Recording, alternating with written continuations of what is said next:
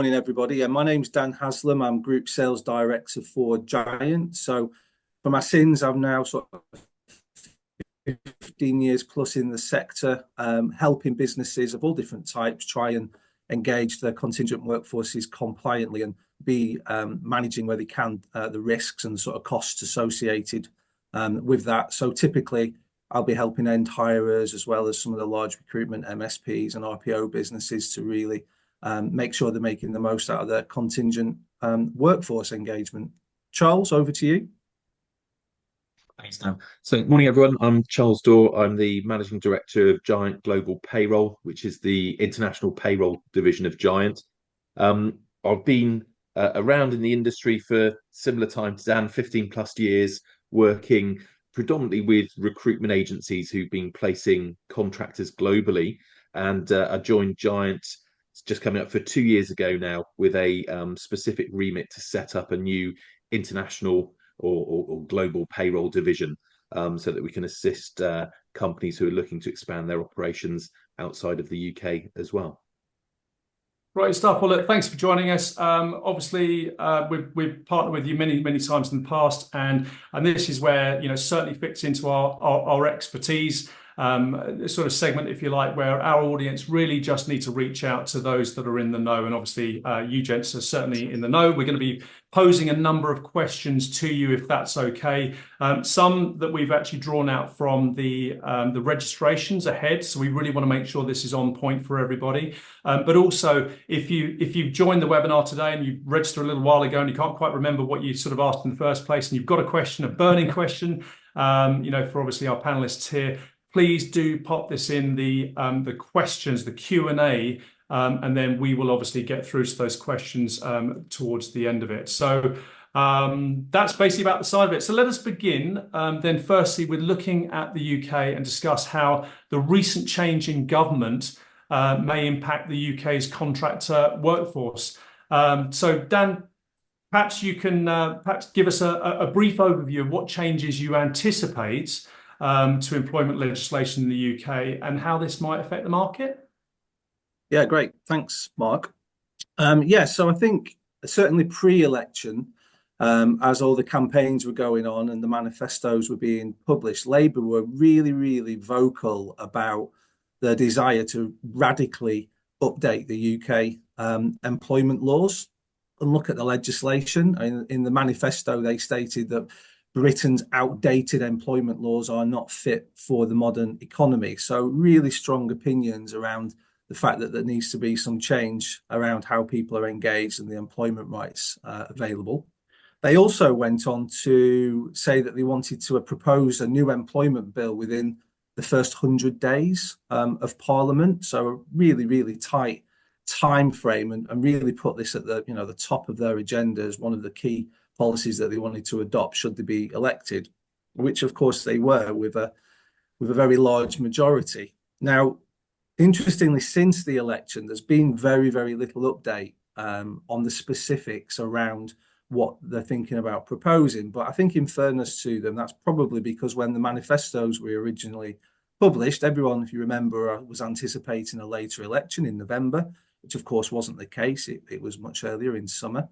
And then straight off the back of the election, we then went into the parliamentary recess, which has only just finished. And now we'd anticipate if they are to stay within that 100-day period, then there should be a draft bill that we will be able to review. And the thought is that that's probably going to be published in the last week of October. So at the moment, for me, this is an element of speculation based on my market knowledge, the comments that we've already had from Labour. But also from my colleagues within the industry. And we should expect to see some detail coming through probably at the back end of October in that draft bill. So looking at some of the key points that Labour are likely to be looking at implementing, there's probably two key areas that I'd probably bring onto everyone's radar for the purposes of this when we're thinking about contingent workforce. The first point is they've spoke a lot about wanting to simplify employment law in the UK and the employment statuses. So just as a recap for everybody, at the moment in the UK, we have 3 employment statuses. You're either an employee, you're classed as a worker, or you're a self-employed person. Okay. And what Labour would like to do is look at reducing that down to two statuses. So effectively merging the employed and the worker status into one, so that people who are not self-employed are effectively a worker and they have the same employment rights that you would currently have if you're an employee. So that really does level up the employment rights that would be available to someone who was deemed as a worker. And that's one of the key sort of threads to Labour's strategy, wanting to make sure that they're leveling that sort of playing field, making sure that businesses are giving fair employment rights to individuals. Now, the challenge with that is that these employment statuses have been in place for a very long time, Mark. So a lot of businesses and a lot of sectors have built up engagement models based on these types of engagements. And the costs that are associated with those liabilities in linking into those different employment statuses are kind of baked into the supply chain. So this is a significant change to reduce it down to two statuses. I'd expect it won't happen quickly. There'll be a lot of consultation going on between the government and the market to make sure they understand how the market may react to that change and what the impact might be on those supply chains. But I think it's fair to say at a very high level, the impact of those changes and bringing more employment rights, which I'll talk about in a second, to these workers will increase costs.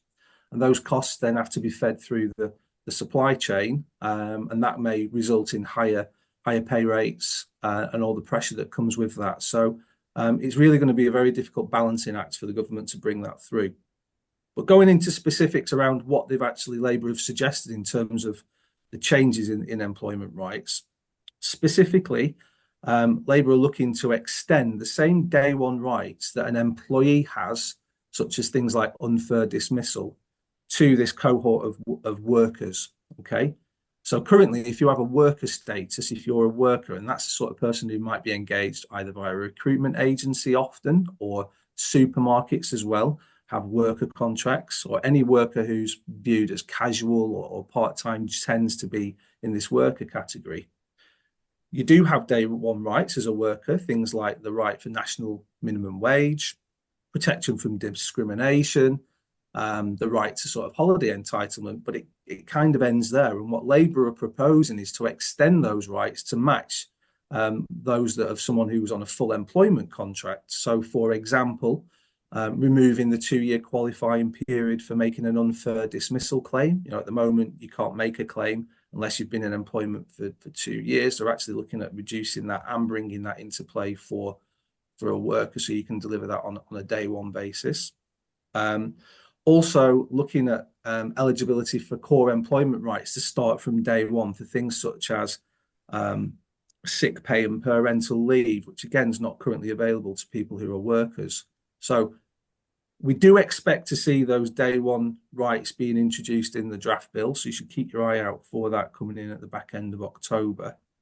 And Labour have also spoken about trying to remove the need for 0-hour contracts, or remove the use of 0-hour contracts, to ensure that contracts are fairly reflecting the hours that someone works. Now, most workers on a 0-hour contract come to work when they're asked to, but there's no commitment from the employer to commit to giving them hours. And really, Labour are unhappy about that. And they expect that if people are coming into work and working regular hours, they should be able to request a contract that matches the reality of that.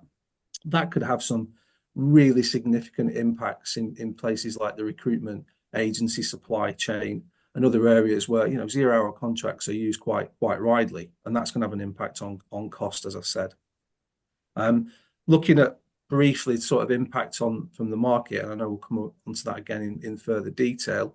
Probably likely that there may be an increased use of fixed term contracts in attempts for businesses to try and define the period of risk that they may then have with these workers, because currently on 0-hour contracts, they're quite open-ended. People come in and work when they work and not. But if there's going to be employment rights associated with that, then clients are going to really clearly want to define that period. So we may see an increase there.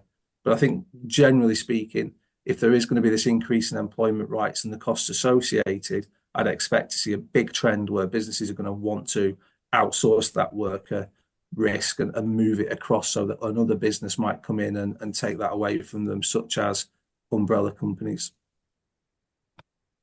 Thanks, Dan. Look, obviously, I know there's a lot to digest, but there's a lot of moving parts here. So we'll come back to, I guess, the anticipated market reaction shortly.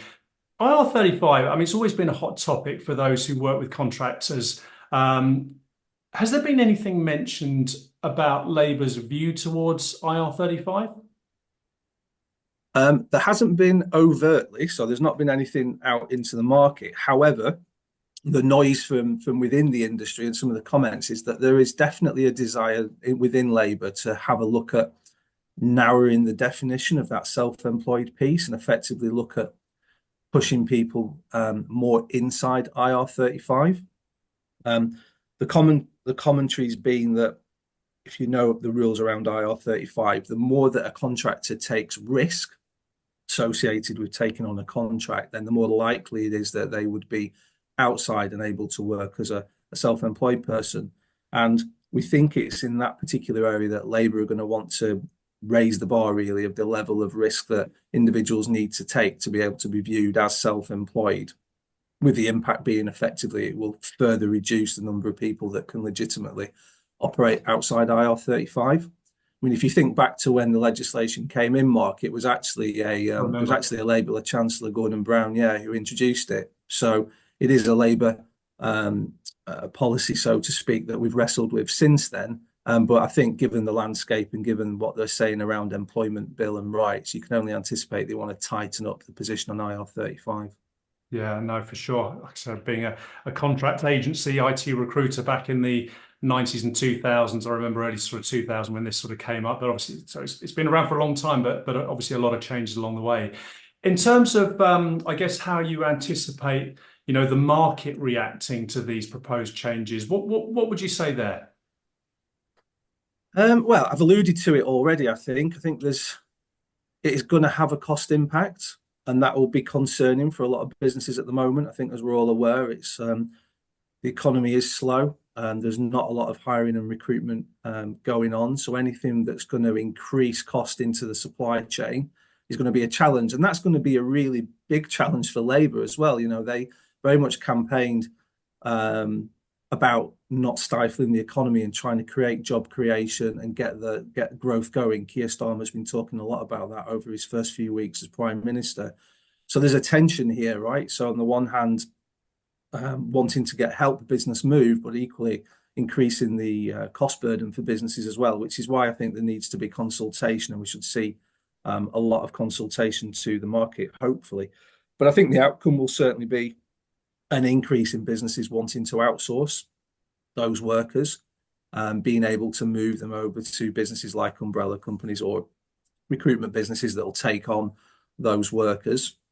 I also think there's been a bit of a trend for clients to be looking at the other ways where they can recruit and get access to talent pools, and I think that's probably a big area of development as well, which this will exacerbate. So hirers looking at building talent pools where they can have flexible banks of workers that they can get access to. We've certainly seen a lot of that in the public sector with the NHS, and I'd anticipate we'll see perhaps more of that.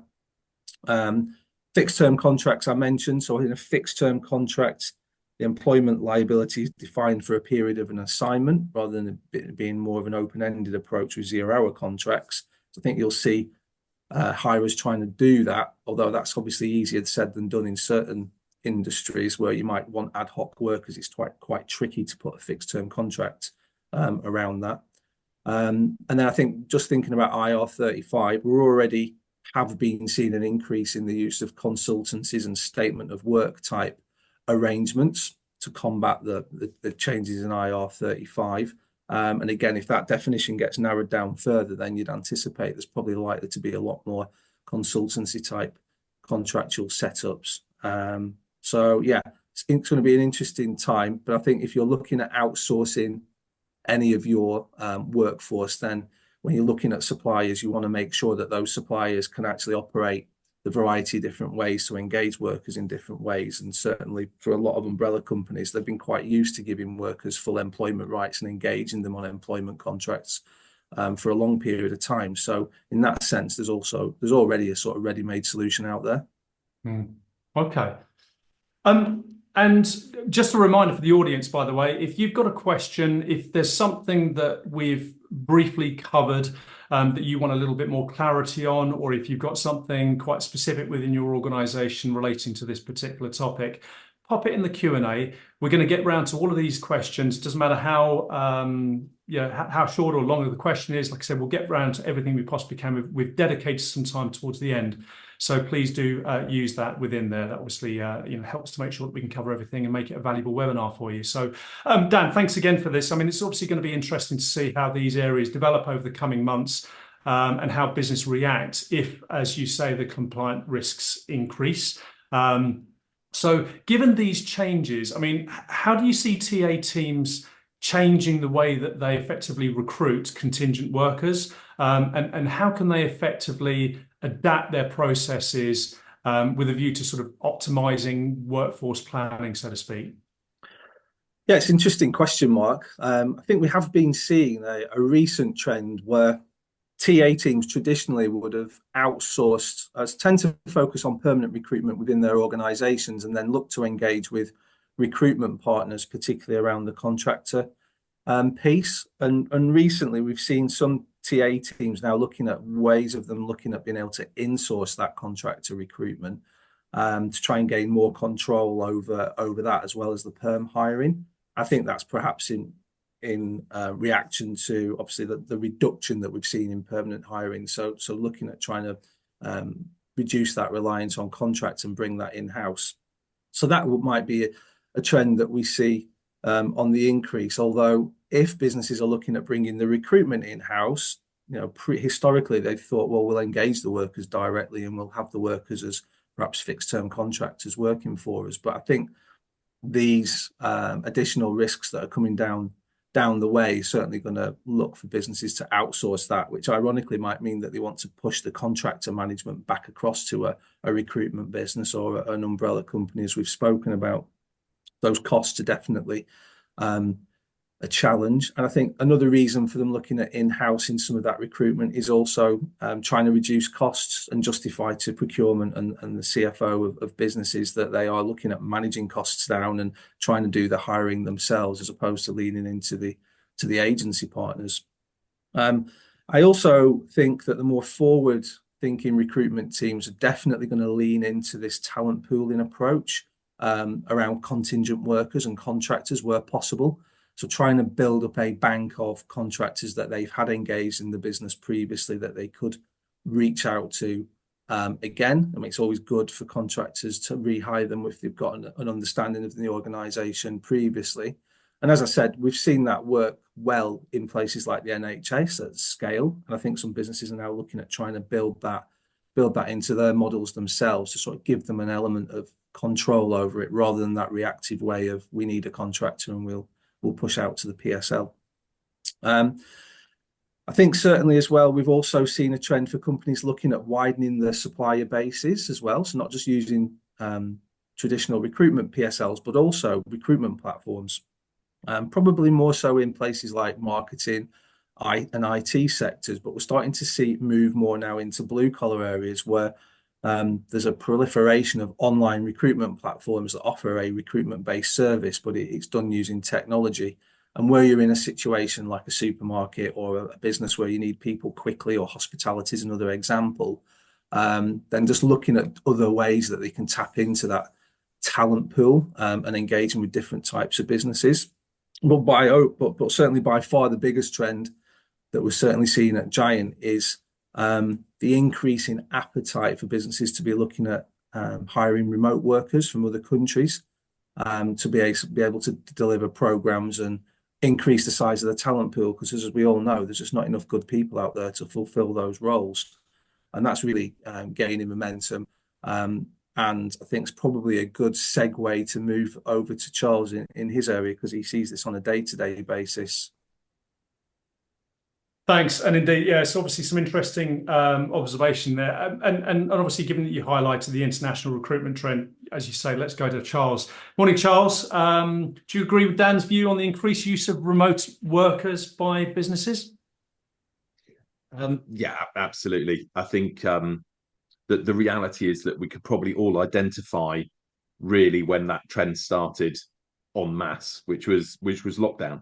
You know, when the pandemic happened, all of a sudden it became clear that remote working was possible, and that companies could still function in that way. Um, you know, that enforced change that happened. You know, I recall at the time we would all of a sudden get phone calls from UK companies asking about payrolling someone in Spain because they had a Spanish national who had been sitting in the UK working quite happily, but wanted to travel back to Spain to be with their family, but still needed that resource. So, you know, although it was an enforced change, that was definitely, I think, the start of something with remote working, where perhaps it had been more the domain of perhaps specialist IT people in the past who could sit at a computer and deliver their work. It kind of really spread it out to many different types of roles. And I guess what that also opened the door to was looking at the cost of resources. Um, you know, again, once you kind of take out the need for relocation, um, and then you're just looking at the cost of a resource, you know, having that cost based in, I don't know, Romania as opposed to Germany, for example, just overall gives you a lower cost base. So relieves pressure on budgets as well. So I think absolutely remote working is something that has been on the increase, certainly since the pandemic, but even after that, then I think it's kind of transitioned a little bit more into actually, can I get some really good resources at a really good rate because I'm happy to have them delivering the service remotely. Thanks, Charles. And obviously, given this is such a growing trend, but there are obviously a lot of challenges with this. Could you perhaps talk us through some of the compliance challenges faced by the businesses when they're looking to hire remotely? Yeah, of course, absolutely. I mean, one of the key ones that we always focus on at the start is around worker classification. And again, this kind of leans in a little bit to what Dan was talking about with IR35, because pretty much all countries have some form of IR35 regulations. So as a result, you still need to kind of do your due diligence and make sure that you're engaging a contract resource in the right way. But just take a really quick example of somewhere like the Netherlands. They have something called a chain law that holds everyone within the contract chain jointly liable for the tax of the worker. So if you get that classification wrong and engage a contractor in the wrong way, you could end up with a fine for kind of unpaid tax or social security costs. So definitely need to still do that due diligence piece, even if someone is overseas. And I guess this is really about kind of understanding local laws. And I've always been adamant that there's nothing to stop any company in the marketplace doing what we do. If you have one contractor working in one foreign country, you could probably quite easily do your research and figure out what you're meant to do. But if that all of a sudden is 20 contract resources across 10 different countries, and maybe you've even got some cross-border stuff happening as well, then that's where working with kind of trusted partners, local experts is absolutely crucial. And so we kind of have our internal teams, and then we also work with local accountants and lawyers to make sure that we're kind of up to date on what happens in different countries. But I think at least having an understanding of the fact that some things are similar, but some things are different when you come to different countries is absolutely key. Um, and then there's kind of some fundamental decisions around remote working, not having an office environment, so you lose those kind of water cooler moments, things that like that you do have to consider to make sure that you're getting the most out of that resource, or even really simple things that perhaps you don't think about right at the start, like currency fluctuations. You could have if you're say a sterling company and that's what you're used to trading and operating in, but you have a I don't know a resource in Poland who needs to be paid in Polish zloty. You could absolutely fix your costs in zloty, but due to FX, that could mean that you've got a completely different amount of sterling that resource costs you each month, depending on what happens with the fluctuations. Well, there's obviously a lot to be considered for, and I guess similarly to how we discussed the upcoming changes to the legislation in the UK. Are you sort of anticipating any legislation changes overseas? And I appreciate that's a big question because obviously there's a lot of places to consider. Absolutely, quite a few countries to touch on, but yeah, there's stuff happening all the time, and I think one of the key ones that we've seen this year is the Platform Workers Directive that's coming in. This is a European-wide directive that really will oblige EU countries to set up a system of almost like presumed employment as far as contract staff are concerned. I mean, legislation like this already exists in places like Belgium, but the directive will really tighten up the commercial agent exemption, which is relied on by many of the platforms that Dan was mentioning. Essentially, unless you kind of make some major changes to the way the business models work, the presumption will be that a contractor should be employed as opposed to being a freelancer. I think also it's the Netherlands. There's a bill pending regarding the admission of companies providing workers to user companies. What that really means is it's talking about kind of leasing out labour. And if this bill gets adopted, companies are going to be prohibited from providing personnel to user companies without being admitted to do so by the minister. So in order to, I guess, gain admission, a company's going to have to prove compliance with labour laws and social security laws and tax laws. They're going to need to prove financial security. They're going to have to provide a declaration of good behaviour issued by the government. So that type of bill that's coming in the Netherlands, combined with the EU Platform Workers Directive, it is expected that the Netherlands will most likely introduce kind of a legal presumption of employment across the board. I guess, again, a little bit similar to what Dan was talking about with kind of the removal of the worker, so that you're an employee, or maybe you meet all the correct criteria, and then you're considered a freelancer. And I would say, in fairness, though, this type of legislation around the directives that are coming in across Europe is really just kind of the rest of Europe kind of almost catching up with some of the trailblazers. For example, in Germany, the AUG labour leasing license has been around for many years. It was actually strengthened about 8-9 years ago, where they really kind of defined what it meant to be a freelancer. And if you didn't meet that criteria, then you had to go into an employment as the option. And to be able to provide that employment, you had to hold the AUG license. So it's really kind of the whole of Europe kind of catching up with a few of the countries that were perhaps at the cutting edge of this a few years back. No, great. Thanks for the clarity on this. Sorry, excuse me 1 second. Sorry, so just typically, my dog walker's just walked in to pick up the dog in perfect timing. So sorry about that. Of course, I'm surprised we haven't had sort of more doorbells ringing and cats jumping up onto screens and all sorts of things that we've had many times before. So this is normal, real life. But thank you, Charles. Remote working, really, you see. Yeah, no, exactly. There we go. Point personified. Notice that obviously we haven't had the questions coming into the Q&A. I'm not sure whether that's allowing you to do so. It looks like Sarah and Alexandra have taken the lead in basically posting some of your questions into the chat.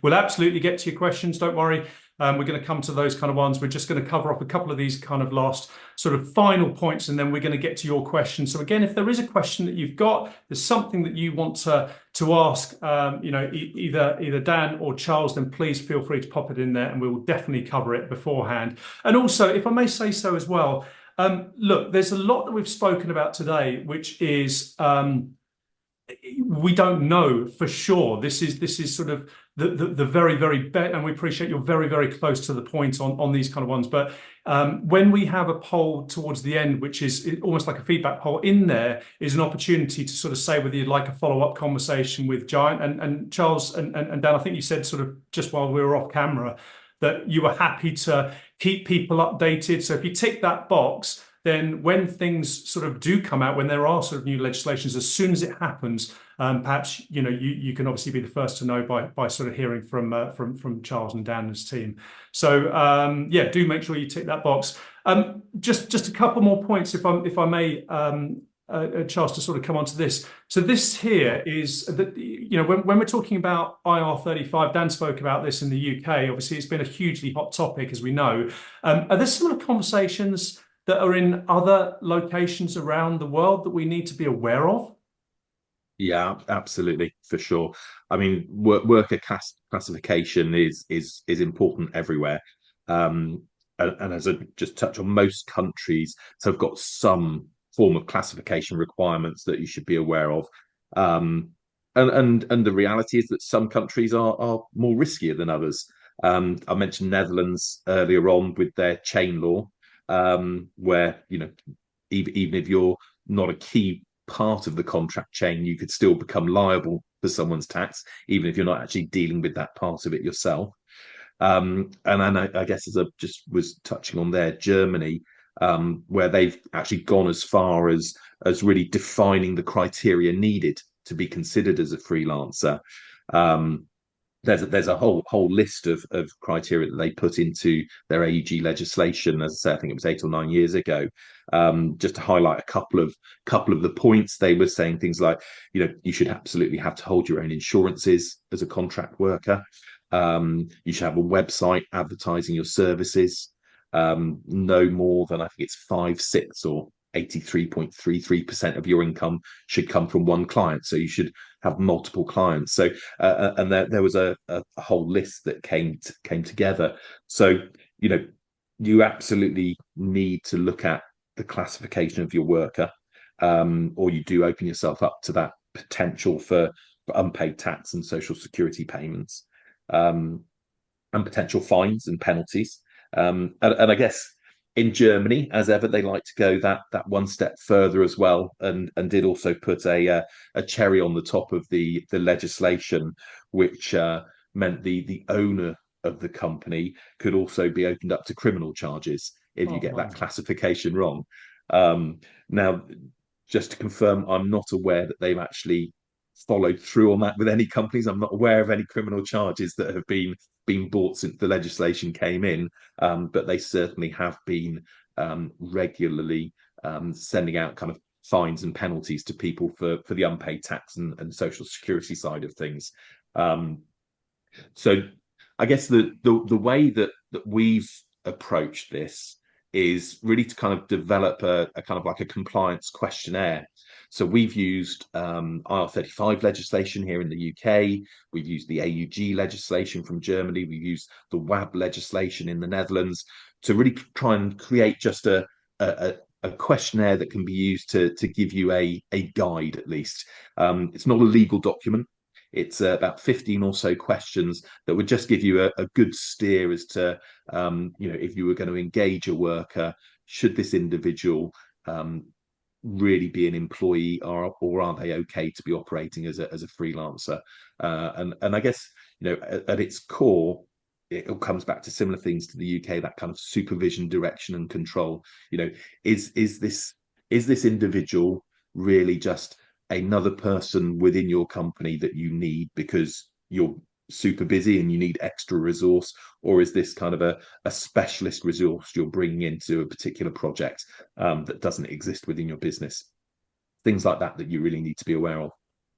No, superb. And obviously, there's probably going to be one or two other questions that people will be wondering, and obviously sort of have some questions on. Please, again, do use the chat. In the background, by the way, we have actually launched a poll, which would be from Slido. You might need to click the link to get access to that. In doing so, you can give us a little bit of feedback about how we're getting on and whether we're answering your kind of questions. But crucially as well, you can tick that box to be the first to know from Giant actually about, obviously as and when new changes come in, of which they are coming in on a regular basis, and new information, they'll be able to let you know. So obviously do go ahead, complete that, and we would absolutely love to hear from you on that one. We'll get to some of those questions in a second. So just very briefly to, I guess, finish up, if you like.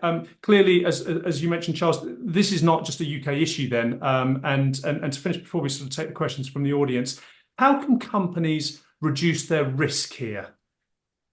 Sure. I mean, it's a tricky one. I mean, I would always recommend working with partners. Even if you've got your own internal teams, it's my experience that nobody knows everything. And when it comes to global compliance, it is a moving target. So you have to have a trusted network. That's what we do here at Giant. We have our own internal team, but then we have local partners. We have lawyers and accountants in each country that we work with that are able to feed information into us so that we can kind of collate that. And absolutely, as a business, we package all that up and provide services and solutions to the types of companies who are in the audience today. But I think regardless of what we specifically do, anybody who is considering to operate globally, you've just got to have that trusted network of people that you can go to give you that information. Otherwise, you need to have a huge internal team that is scouring the globe for the latest updates and changes in legislation, which isn't always going to be possible for most organisations. No, absolutely not. And we know, obviously, from hosting sort of a number of these kind of dinners, that's very much the route that they have gone, sort of, part because it's almost impossible to have that finger on the pulse for that sort of information. So. Brilliant. Look, thanks, Charles, for sharing your insights. It's been very useful, obviously, to understand the variations, especially, in the audiences, to help the audiences understand and these kind of topics, especially when we're talking about overseas workers. So as anticipated, we've got a couple of questions. And as promised, I just want to spend the remainder of the time. We've got about 15 minutes just to really sort of cover one or two of these questions. If there's something that you perhaps sort of think about later that you want to come back again, just ping those questions after us. We can certainly connect you with Charles and Dan, and they're more than happy to sort of cover some of these kind of questions, because I appreciate not everything is going to be immediately apparent. So again, if you haven't completed the Slido poll that we've put in there, please do so. Obviously, that will enable you to keep in touch, and obviously for us for the team over at Giant to obviously let you know what you need to know. Now, just like I said, there's a couple of these kind of questions. Sarah, you've been waiting patiently. Thanks very much indeed for your question, and I'll just read this one aloud. So, tax teams are particularly concerned about or around working with umbrella companies. As there's still an element of compliance we need to adhere to versus only working with a PSC, who definitely falls outside the IR35, would lower the risk. So interested to hear about how you'd reassure concerns around the risks of working with umbrella companies. Yes, I'm happy to take that. I think you're based in Cheshire, Sarah, and looking out the window, there's definitely a need for umbrellas today, without a doubt. The rain's coming sideways past my window at the moment. Well, I think it's interesting. Your question's really interesting, actually. I suppose as group sales director of one of the largest umbrella companies in the UK, of course, I'd love to reassure you on that point. But I completely understand why there is a bit of a nervousness around outsourcing to umbrella companies, because there's a lot of noise in the market, in the press around, dodgy umbrella companies and businesses that don't adhere to the rules. And what I would say to that is that it doesn't matter what industry you work in. There's the good actors and there's the bad actors. And that's no different to our industry in payroll. I mean, we certainly would want the government to legislate and regulate this sector. I think it's crazy that it's not regulated, given the amount of money that we all have to handle. But in the absence of that regulation, we take comfort from being asked pretty stringent questions by our clients when we engage with them around how we process payroll, evidence to provide wage slips, evidence of RTI statements over to HMRC to show that we're sending tax to the right place. In fact, we're a member of an association of umbrella companies called the FCSA, and the FCSA conduct a very, very rigorous audit on their members on an annual basis to try and give assurance to the market that if you carry the badge of FCSA accreditation, that were being checked and monitored. But I would encourage your procurement teams and your business to take some of your own checks as well. Like I said, things like wage slips, understanding insurance positions, but not just from a tax and employment perspective, but also key under things like cybersecurity, data security. I mean, from our perspective, we're processing payments for about 30,000 contractors a month across our group. And so we have a very high bar in terms of the accreditations and the things like ISO, etc., that we have in place. And I'd be seeking those sorts of badges from clients that, suppliers that you're looking to work with. I think the other thing is as well that I've seen some businesses where they allow their contractors to really dictate to them which payroll companies they wish to be paid through. And that can be tricky then to know, why does this contractor want to work through that particular provider? You're perfectly in your rights to pick a defined list or a preferred partner that you want to engage with, where you've taken those checks and you've put those balances in place to reduce your risk, but also operationally, you don't want to be paying off to hundreds of different payroll businesses, and you're well within your rights to do that.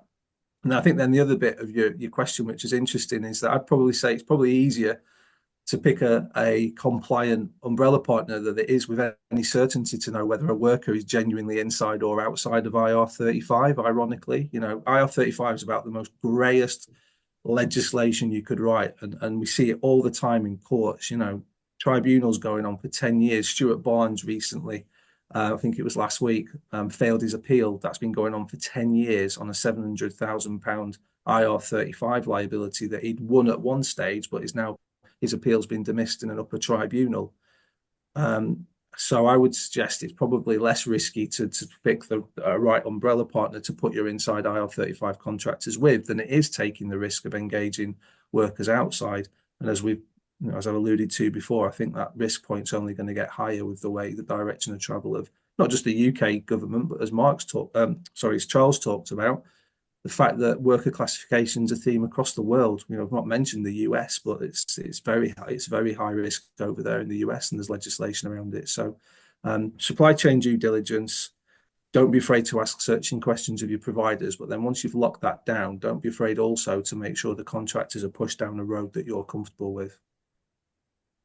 Good answer. Thank you very much indeed. Very detailed. Obviously, it's what we need to hear. So, next question from Alexandra, and we've had one in the Q&A from Ksenia. Thank you, and a little thank you from Sarah there for the detail on this one. So, are you seeing a rise in companies like Oyster, Remote.com that help with hiring employees in other countries being used?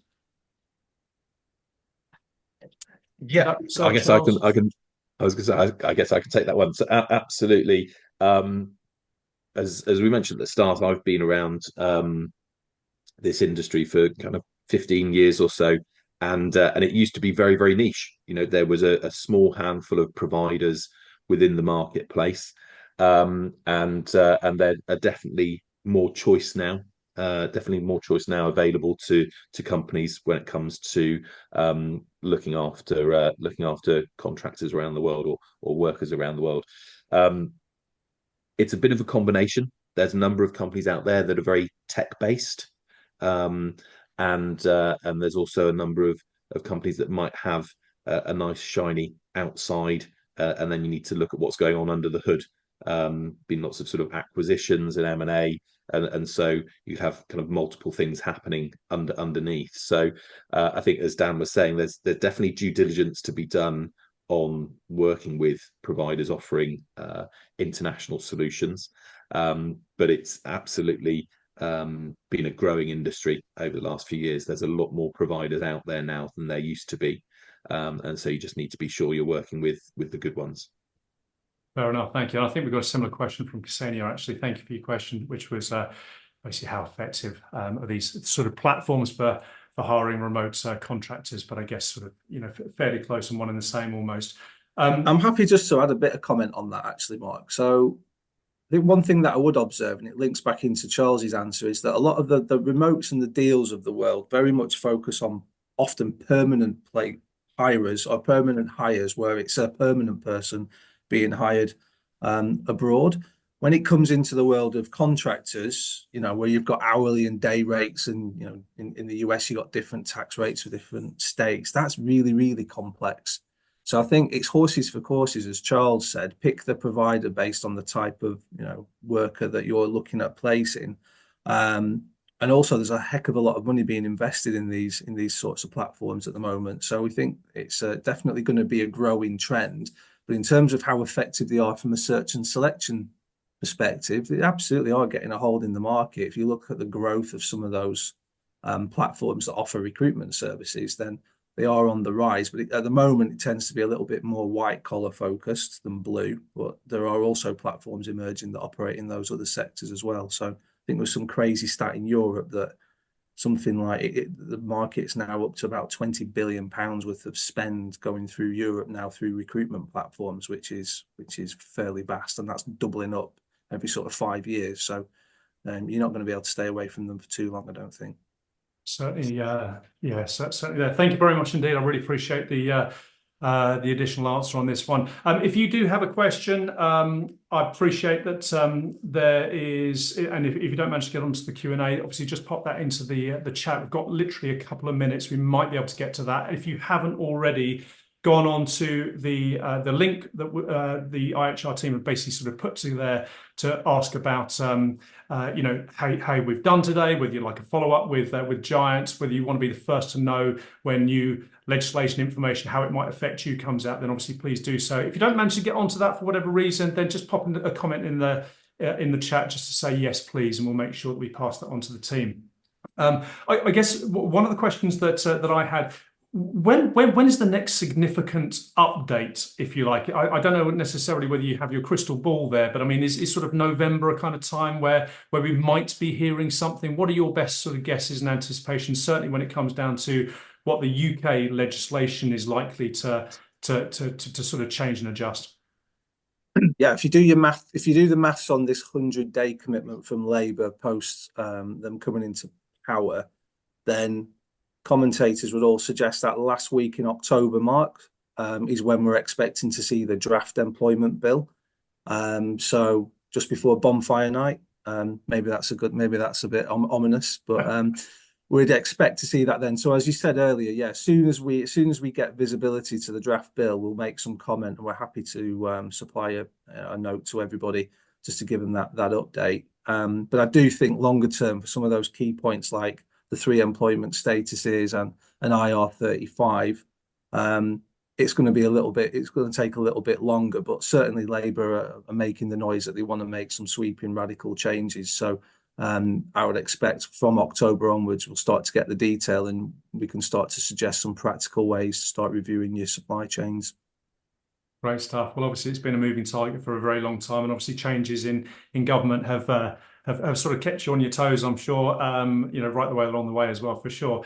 Look, it sort of brings us pretty much to a natural end on this one. So any closing sort of remarks, any closing thoughts from your perspective, sort of Charles or Dan, anything to sort of add to leave people with?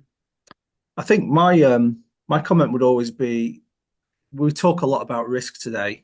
And that's not a deliberate, it's not deliberate to put the scares up people. It's absolutely just to have an awareness. But the reality is also that business still will carry on. The wheel will turn, as you said, Mark. We have regular legislation changes that have been going on for years and years, and you have to adapt and flex to that. So I think be assured that the solutions are out there. The sky's not going to fall in. It's just having that awareness and working with the right partner that can steer you through those tweaks and those changes. Charles, have you got any final comments? No, you summed it up nicely there, Dan, to be honest. I think, like I mentioned earlier, working with trusted partners is the way to navigate these changes that are going to happen. And yeah, business will still keep going. Nothing's going to stop overnight. We'll all be here tomorrow.